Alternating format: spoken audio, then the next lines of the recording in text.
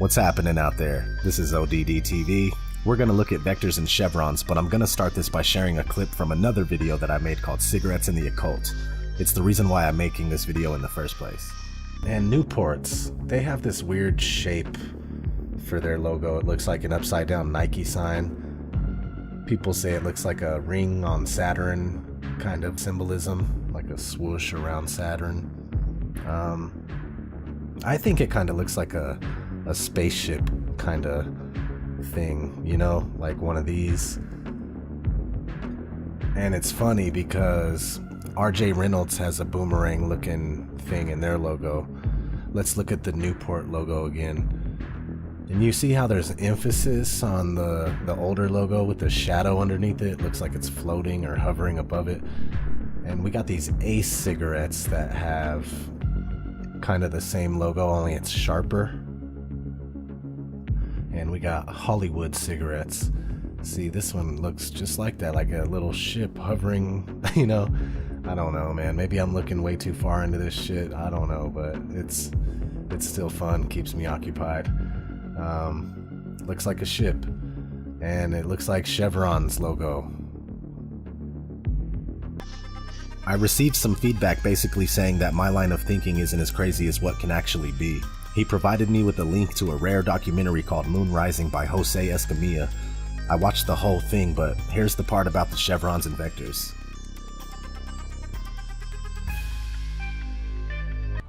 The Vector, NASA's official logo. If you've ever looked at NASA's official logo, both their official insignia and their official seal, you'll see that the most prominent object in the seal is a red swooshing object. They call that the chevron or the vector. If you ask NASA's Public Affairs Office, this symbology is featured so heavily in their insignia and seal, they'll give you what really amounts to the standard facile cover story for the unilluminated. They'll tell you that that is a representation of a hypersonic wing design from the 1950s, which was the time the logo was created.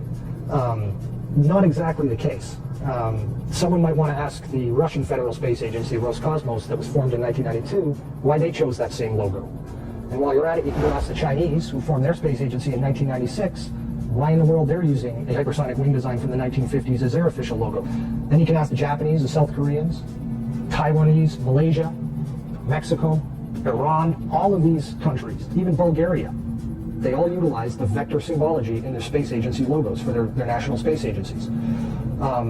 It gets even deeper. You can go and look at the individual manned program patches for NASA. The Mercury program, for example, a blatant use of covert symbology. In every logo dealing with the Mercury program, you'll see what looks like a number 7 in their logo. And again, NASA's official story is that they put this number 7 there so that they could pay homage to the original 7 Mercury astronauts. Kind of forgetting the fact that only 6 Mercury astronauts actually flew into space because number 7 never did. Deke Slayton had a heart problem, so he didn't get to go up.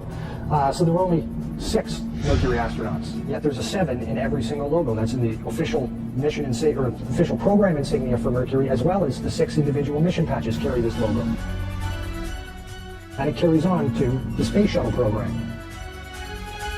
If you look at the Apollo logo has a big letter A in it. At least that's what they want you to believe, but it's not. Again, that's just a simple way of explaining away the inclusion of this vector symbology in the logo. If you go to the space shuttle program, the original space shuttle STS program patch is a triangular patch that, again, hides the use of the chevronic vector symbology. And that also goes for many of the STS-specific mission patches. Every single one of the International Space Station expedition patches carry the vector symbology. The Russian Mir space station used the vector symbology. That was their official logo. And you can even go deeper and look at military-industrial complex companies. Look at the logo on a company like Lockheed Martin, 2 vectors. The X-Prize logo, Ames Research Labs, U.S. Space Command. When you get into the military realm, the United States Space Command, their official logo is the vector symbol. And when you look at the military's individual space-specific programs, all of them deal with vector symbology in their official insignias. And the question really becomes, who or what are these people paying homage to? And the truth, quite frankly, is out of this world.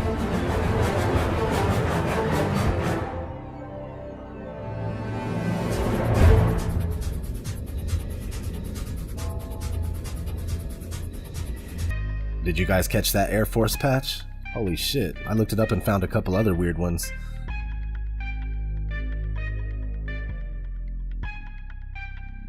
Anyway, after I saw that segment, I insisted on researching more. I found early on that this symbol may also be referred to as a delta. Makes enough sense.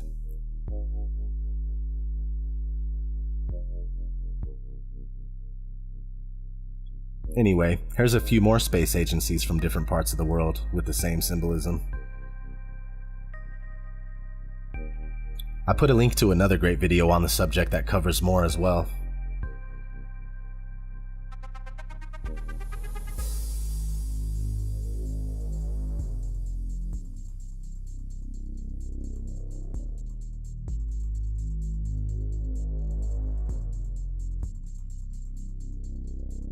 What's interesting about the UK logo is that it appeared on Doctor Who 3 years prior to its establishment.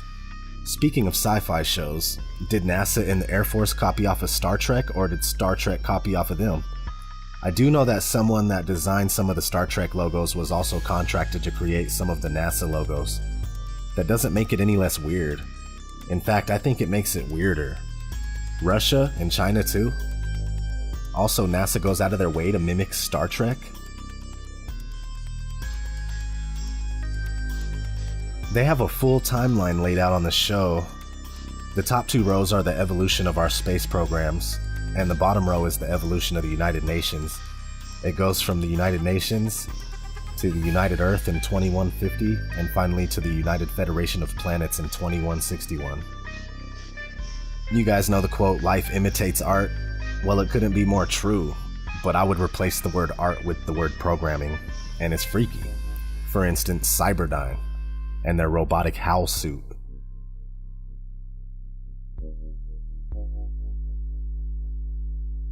You guys remember HAL, right? Moving on. Battlestar Galactica has vectors and chevrons for almost all their insignias. Looks like even the last one kinda has it mixed in there too. Stargate uses the symbol.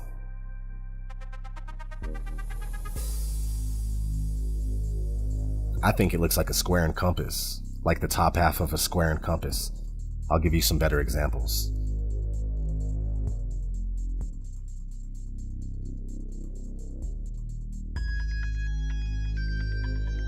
Let's go back to the Star Trek Starfleet Command patch. The chevron looks just like the Newport logo, which everyone calls an upside-down Nike sign. I think Newport's is a chevron for sure. Nike could still be a Saturn ring or even a check mark. Side note, Nike was the winged goddess of victory. I found a transport company in Wales called Newport, and it has the 2 vectors connected to look like an N. Here's a pack of cigarettes that I suspected of having a craft of some sort. You know, kinda like one of these, for lack of better pictures. And I think I'm 100% right. I found some special packs with the symbol flying around the world, and another with the symbol in the atmosphere while a pilot looks. Reminds me of the stories where pilots swear they were followed by UFOs. And real quick, here's another pack that I thought was funky with its Nike looking checkmark forming an X. I was looking at it all wrong. I guessed that it was Saturn symbolism, but I didn't see that it was in fact Saturn. All you gotta do is turn it. Anyway, RJ Reynolds has something similar. The United States Enrichment Corporation has it, ×4. Now I see this craft everywhere I look, if it isn't Saturn. But this one, being that it's chevron, confirms to me that these are chevrons and vectors that we're dealing with. Speaking of chemical, gas, and oil companies, check this out. Take the US Air Force insignia, add Chevron and Texaco, both owned by Chevron, and you start mixing their logos. It's a near perfect match. Weird, huh? Anyway, let's look at Lockheed's logo before they merged with Martin Marietta. Lockheed started in 1912. Now let's look at Martin Marietta's. If you search chevron symbols, you'll get a bunch of patterns that are identical to this. The M's are chevrons made to look like M's. The two companies merged in 1995 and changed their logo to more vectors and chevrons. In 2006, Boeing and Lockheed Martin formed the United Launch Alliance. Here's a Russian space station patch. Here's a National Recon Office patch for Lockheed Martin. Here's another for the United Launch Alliance. NRO patches are very straightforward and disturbing. Here's a company very similar to Boeing and Lockheed. French automobile company. Pontiac has a star in the middle just like Star Trek. Virgin Galactic is a commercial spaceflight company that's been in testing for years now with no commercial flights yet. Some people think the V is a vector chevron, but Virgin Records was created in 1973 for music. And mainstream music has one purpose that I'm sure of, to get us addicted to sex to the point where we can't even think clearly. If you think this is silly, then you should rethink it while you watch virtually any music video on Vivo. What's up with Atari? They came out in 1972 along with so many space games it's hard to think that it's not programming.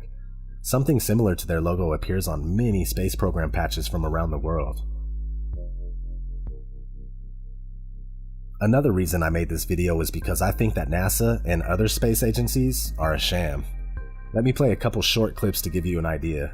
I'll put a full video in the description. Have a look at her hair. There's something odd about her hair. I know this is zero gravity and hair is supposed to stick out and go all over the place, but her hair doesn't really flop around naturally. It's always sticking out kind of rigidly. Maybe they permed it in that position, or perhaps they're hanging her upside down. As she shakes her head from side to side slightly, you can see the hair always springs back to a particular position with respect to her head. It should flop all over the place. The chain that she's wearing around her neck is a computer graphic. This is computer-generated images. About 6 months ago, in 2013, a gallon of water leaked into one of their spacesuits in a matter of seconds. NASA doesn't really have a proper explanation for how on earth this could have happened. There shouldn't be water leaking into someone's helmet and a person almost drowning in space. How can you drown in space? They now wear snorkels to make sure that they don't drown in space. How can this be happening? A snorkel in space? There could be some water in the porous plate sublimator. When they were on the moon, they supposedly had about a gallon of water, but that cooling system is supposed to be well away from their head. There really is no sane explanation for why a gallon of water would leak into someone's spacesuit, unless you realize the whole thing is faked inside a swimming pool. In this scene, you can see the Chinese spacewalk, and you can see a bubble coming up from the guy's suit. How do you have a bubble in space? Space is supposed to be a vacuum, not a swimming pool, but it's obviously just a swimming pool filled with water.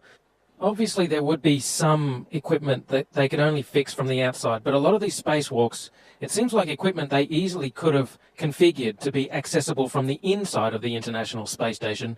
It seems more like an excuse to get out and show their other space trick, which is the faking of spacewalks in a swimming pool. In this vid, you catch a glimpse of someone wearing a scuba tank. Scuba tanks in space? Snorkels and scuba tanks in space? Alright, that's it for this video, guys. Thanks for tuning in to ODD TV. Please subscribe, like, and share. We'll see you next time.